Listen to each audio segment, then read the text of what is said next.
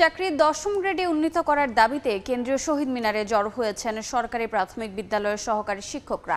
এই মুহূর্তে সেখানে আছেন সহকর্মী শাকির আহমেদ। সরাসরি যাচ্ছি তার কাছে।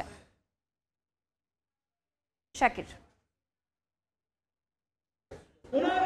প্রাথমিক বিদ্যালয়ের সহকারী শিক্ষকদের ১০ম গ্রেড সহ ৩ দফা দাবিতে রাজধানীর কেন্দ্রীয় শহীদ মিনারের শিক্ষকরা কিন্তু তাদের যে অবস্থান কর্মসূচি সেটি সকাল থেকে শুরু করেছেন। এখনও কিন্তু সেই অবস্থান কর্মসূচি চলছে।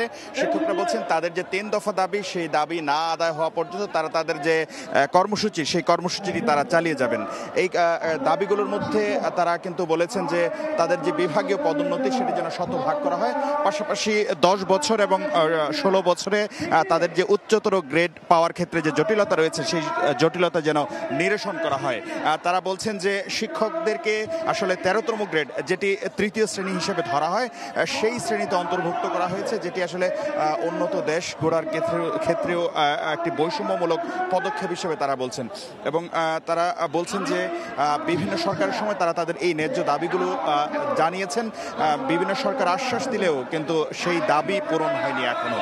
তারা বলছেন যে সবশেষ তারা অন্তর্বর্তী সরকারের কাছেও দাবি জানিয়েছেন এবং অন্তর্বর্তী সরকারের বিশেষ করে ২৪-এর গণ অভ্যুত্থানের পর যে গণ অভ্যুত্থানে ছাত্র জনতার অংশগ্রহণ ছিল, সেই যেখানে আসলে শিক্ষকরাও ভূমিকা পালন করেছেন। সুতরাং তারা কিন্তু এই সরকারের কাছে তাদের যে দাবি সেটি জোরালোভাবে তুলে ধরছেন এবং তারা বলছেন যে ১০ম গ্রেড বাস্তবায়নের পাশাপাশি ১০ বছর এবং ১৬ বছর পূর্তিতে উচ্চতর গ্রেড প্রদানের যে বিষয়টি সেটি যেন নিশ্চিত করা হয় এবং বিভাগীয় পদোন্নতি যেটি সীমিত আকারে করা হচ্ছে সেটি যেন শতভাগ করা হয়, সেই দাবিও কিন্তু আজকের এই যে অবস্থান কর্মসূচি কেন্দ্রীয় শহীদ মিনারে, সেই অবস্থান কর্মসূচি থেকে তারা কিন্তু জানিয়েছেন। এবং তারা বলছেন যে বিকেল ৩টায় তারা কিন্তু শাহবাগ মোড়ে অবস্থান কর্মসূচি পালন করবেন এবং শাহবাগ মোড়ে অবস্থান কর্মসূচির মাধ্যমে কলম সমর্পণ করে কিন্তু তারা তাদের যে আজকের কর্মসূচি রয়েছে সেই কর্মসূচি পালনের কথা জানিয়েছেন। তো এই ছিল আমার কাছে কেন্দ্রীয় শহীদ মিনার থেকে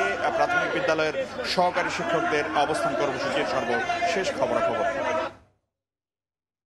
সরাসরি যুক্ত ছিলাম কেন্দ্রীয় শহীদ মিনারে।